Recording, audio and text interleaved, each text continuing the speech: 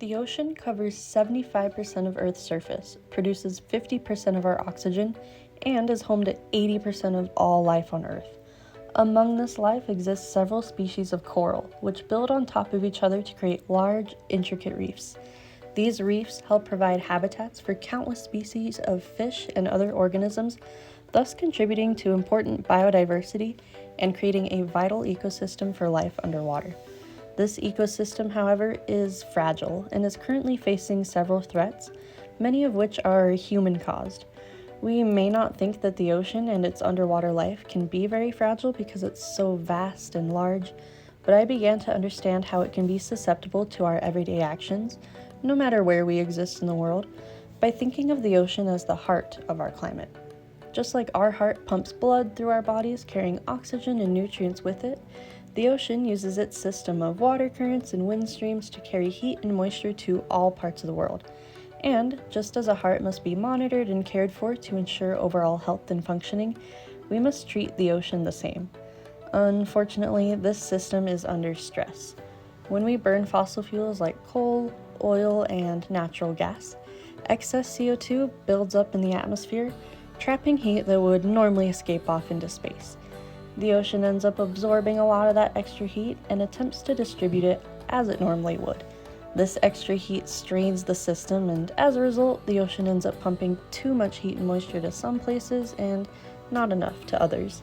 The ocean also ends up absorbing about 30% of the excess CO2 we emit when we burn fossil fuels, resulting in an actual chemical change of the ocean. This is known as ocean acidification. A more acidic ocean means a reduction in the amount of carbonate in the ocean. Now, this was kind of confusing to me until someone explained it like this. Think of ocean acidification as the osteoporosis of the sea. Just as osteoporosis weakens our bones, osteoporosis of the sea leads to sea creatures' skeletons and shells becoming thinner or more brittle as a result of the changing chemistry. And just as us humans need calcium to build our bones, sea creatures need carbonate to build strong skeletons and shells. This affects all sorts of animals, including stony, hard corals that build calcium carbonate skeletons. A warmer and a more acidic ocean means more bleaching events for corals, as well as slower growing corals with weaker skeletons. Because of this, the time between bleaching events and other threats to coral is now shorter than the recovery time. Osteoporosis of the sea disrupts the food web, and if coral reefs disappear, it will threaten the survival of many reef-dependent species. Despite all this, coral does have the capacity to recover and can, if not pushed too far. But the threat must be removed. The good news is that since we know the cause of the problem, we can take steps towards preventing these trends from continuing. And when we take action for corals and coral reefs, we're also taking action for all sorts of other animals and future generations of people all over the world. The even better news is that we're already helping.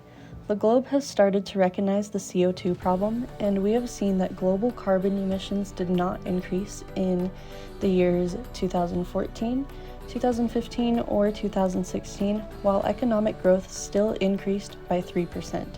Since the year 2000, a total of 21 nations have simultaneously increased economic growth while decreasing CO2 emissions. When it comes to our environment, we must practice responsible management with our natural resources, and we can make a difference by handling problems before they get worse. As all of us seek to reduce our fossil fuel usage by turning to renewable energy sources like wind and solar power instead, riding bikes or carpooling when possible, and support community-driven sustainable solutions, we can reduce the excess CO2 in the atmosphere, reduce the stress on the heart of our climate, and protect the fragile but important barrier reef ecosystem.